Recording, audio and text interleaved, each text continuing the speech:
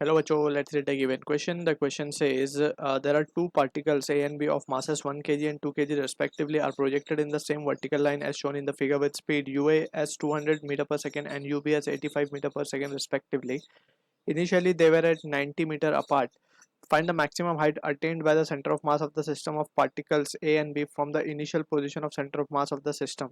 Assume that none of these particle collides with the ground in that duration. We can take the value of g as 10 meter per second square. Option 1 given a 1 meter, option 2 is 2 meter, option 3 4 meter, option 4 5 meter. So to understand this question we need to understand about the concept of center of mass. So जब हम बात करते हैं centre of mass abbreviated as COM, so अगर हम दो particle की बात करें, दो बॉडीज की, अगर हम उसका centre of mass combine form करना चाहें, फाइंड करना चाहें, so we can write x COM can be written as m1 x1 bar plus m2 x2 bar divided by m1 plus m2. So this is how we calculate the हमने x coordinate find किया, similarly हम yz भी फाइंड कर सकते हैं. For a single direction motion we will consider, let's say अगर along x motion हो रहा है, so x COM we can find. Now we can say अगर हम इसी एक्सप्रेशन को डिफरेंशिएट करें तो we will have the value of VCOM which comes out to be m1 v1 bar plus m2 v2 bar divided by m1 plus m2. Similarly, if we once more differentiate this expression, हमें मिलता है ACOM that comes out to be m1 a1 bar plus m2 a2 bar divided by m1 plus m2. ये तो just basic formulas हो गए. अब now we have to understand about the important concept, that is अगर हम बात करें acceleration of centre of mass की, तो ACOM हम क्या लिख सकते हैं इसको, this can be written as F upon M, right. To be precise, summation of all the external forces that is acting on the system divided by summation of all the masses. ठीक है, तो इस तरीके से ये लिखा जा सकता है F एक्सटर्नल. ठीक है, this is how we write actual expression of centre of mass. Sum MA M1 M2 M1 A1 M2 A2 M3 A3 ये है क्या एक्चुअली में, ये तो फोर्सेस हैं, ठीक है ना, इंडिविजुअल फोर्सेस. सो सबका हमने सम कर लिया. So this is how we can write this, और ये समेशन ऑफ मास को हम इस तरीके से लिख सकते हैं. So this can be the expression by Newton second law. अगर ये इस तरीके से लिखा जा सकता है, so we can say VCOM जो हमने लिखा था, VCOM हम इसको क्या लिख सकते हैं, VCOM can be written as summation of P divided by summation of M I. ठीक है ना. अब ये सेकेंड एक्सप्रेशन जो हमने लिखा, इसके बेसिस पे वी कैन राइट दिस. अगर if we suppose if F external is 0, if no external force acts on the system, so that means this implies that ACOM क्या हो जाएगा हमारा, ACOM will be 0. अगर ACOM 0 हो जाता है तो this will imply that either VCOM is 0 और VCOM is a constant. ठीक है, ये दो चीज पता चलेगी यहाँ से. अगर VCOM 0 है, दैट मीन्स जो velocity of centre of mass rest पे होगा, यानी कि जहां पहले था वो वहीं पे रहेगा बाद में भी. तो this will be the case. दूसरी कंडीशन ये आ सकती है कि VCOM will be moving with a constant speed. ठीक है, अगर ACOM 0, बिकॉज वी नो के rate of change of velocity is acceleration. अगर एक्सेलरेशन ही 0 है तो दैट मीन्स वेलोसिटी या तो कांस्टेंट होगी या 0 होगी, दो में से एक चीज हो सकती है. ठीक, तो ये सिचुएशन को एनालाइज करते हुए will try to answer the question given. तो अब यहाँ पे हमें दो पॉइंट मास सिस्टम, दो सिस्टम गिवन है बेसिकली, हम उसको थोड़ा सा एनालाइज कर लें. सो एक तो है बॉडी हमारी B, इसको हम लेट्स से चलो B बोल देते हैं. ये B है, ये A है, A जा रही है ऊपर, B आ रही है नीचे. ठीक है, B है 2 kg की, A है 1 kg का. A की speed 200 metre per second given है, इसकी speed 85 metre per second given है. ठीक है, अब क्योंकि दोनों ही बॉडी मोशंस में है, दोनों बॉडी मोशन में, तो इनका सेंटर ऑफ मास कहीं ना कहीं लाई कर रहा होगा.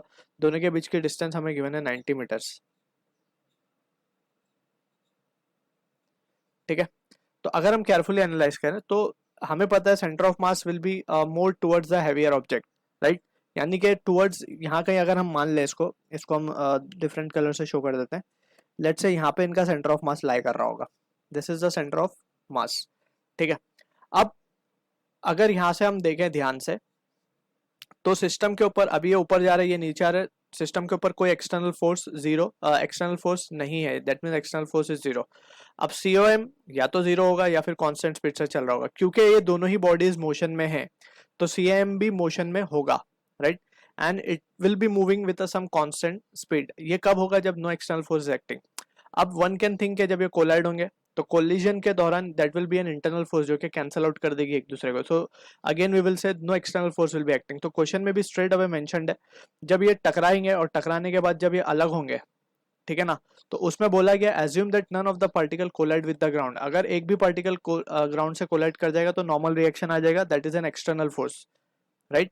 सो in that situation we can say अगर एक भी कोलाइड कर गया तो in that situation momentum will not remain conserved, जो कि हम यहाँ पे बार बार लिख रहे थे कि V ACOM zero, external force zero है, that means momentum is conserved. इसका मतलब सीधा सा ये है कि मोमेंटम क्या रहेगा? कंजर्व रहेगा, बिकॉज VCOM अगर कांस्टेंट हो गया तो MI को भी अगर हम वहां मल्टीप्लाई करते हैं इससे VCOM से तो it will be a new constant. So again we can say summation of PI will be a constant, यानी कि मोमेंटम विल रिमेन कंजर्व्ड, ठीक। तो अब होगा क्या एक्चुअली में? अब होगा ये कि जब ये कोलाइड करेंगे तो वी हैव टू फाइंड के सेंटर ऑफ मास का वेलोसिटी क्या होगा, ठीक है ना। हम पोजीशन तो फाइंड कर ही सकते हैं बट लेट्स फाइंड के वेलोसिटी कितनी आ रही है उसकी, पॉजिटिव आ रही है, नेगेटिव आ रही है, किस डायरेक्शन में आ रही है। जिस डायरेक्शन में होगा उसी डायरेक्शन में वो चल रहा होगा, ठीक है। तो वी विल सी कि हम अगर उसको देखें, लिखने की कोशिश करें, वी कैन राइट VCOM हम निकालें अगर, तो again we have to follow the vectors notations over here. तो वी कैन से क्योंकि दोनों के डायरेक्शंस अलग है तो M1 यानी कि MA मान लेते हैं हम, ऊपर के डायरेक्शन को पॉजिटिव ले लें, MA UA minus of MB UB, क्योंकि नीचे वेलोसिटी जो है B की नीचे की तरफ है तो नीचे नेगेटिव ले लिया हमने, upon M1 plus MA plus MB, ठीक। फ्रॉम ईयर अगर हम देखें M1 क्या है हमारा 1 है, MA 1 है, UA 200 है, माइनस ऑफ MB कितना है 85 इंटू ये 2 है डिवाइडेड बाय 2 प्लस 1 3, तो ये आ जाएगा 200 minus 170 30 by 3 will be 10 metre per second. तो ये पॉजिटिव वैल्यू आ रही है। इसका स्ट्रेट अवे मतलब ये है कि जो सेंटर ऑफ मास है it will be moving with ऊपर की तरफ जा रहा होगा सेंटर ऑफ मास, ठीक है। कोलिजन के बाद भी ये कहाँ जा रहा होगा? ऊपर ही जा रहा होगा। अब वो कितना ऊपर जाएगा that is what the question they are asking. तो ये क्वेश्चन को अब हम लिख सकते हैं। उसके लिए सबसे पहले हम चेक करेंगे कि सेंटर ऑफ मास पे एक्सेलरेशन कितना हो रहा है। तो एक्सेलरेशन की वैल्यू भी हम निकाल लेते हैं, साथ साथ ACOM निकालेंगे। तो ACOM को अगर हम देखें ध्यान से तो MA GA होगा बेसिकली दोनों ही बॉडी पे, कहाँ सेंटर ऑफ दोनों बॉडी पे जो G लग रहा होगा नीचे की तरफ, राइट। सो नीचे की तरफ है तो नेगेटिव ही आएगा ये, तो minus MA GA, rather GA we will write G only, और ये आ जाएगा MBG minus of MA plus MB,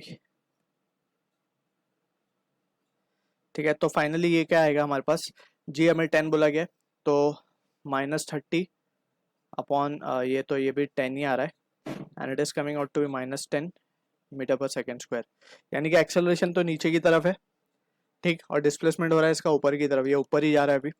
तो and we can see clearly it is a constant value, so constant value है that means we can apply equations of motion over here, ठीक। तो we can write, हमें maximum height ढूंढनी है तो third equation of motion we can apply. Maximum height पे centre of mass की velocity क्या हो जाएगी, लेट्स से यहाँ तक रीच हो गया है तो यहाँ जाके इसकी फाइनल वेलोसिटी विल बी 0। अब फाइनल वेलोसिटी 0 हो गई तो V square equals to U square minus 2GS लिखेंगे हम। क्यों माइनस 2GS? बिकॉज G नीचे डिस्प्लेसमेंट ऊपर है तो इसीलिए नेगेटिव साइन आ रहा है, और V फाइनली 0 होगा जाके, तो U square upon 2G will be giving us the value of maximum height attend bye centre of मास, ठीक है। तो U स्क्वायर हमें कितना मिला है, U स्क्वायर जो वेलोसिटी इसने अटेंड की है VCOM that is 10 metre per second, so we can write 100 upon 2 into 10 will be 20, so this will be the value of H max which is coming out to be what, 5 meter. So this is the answer to the question जो कि match हो रहा है option 4 के साथ। I hope you understood the solution. All the best.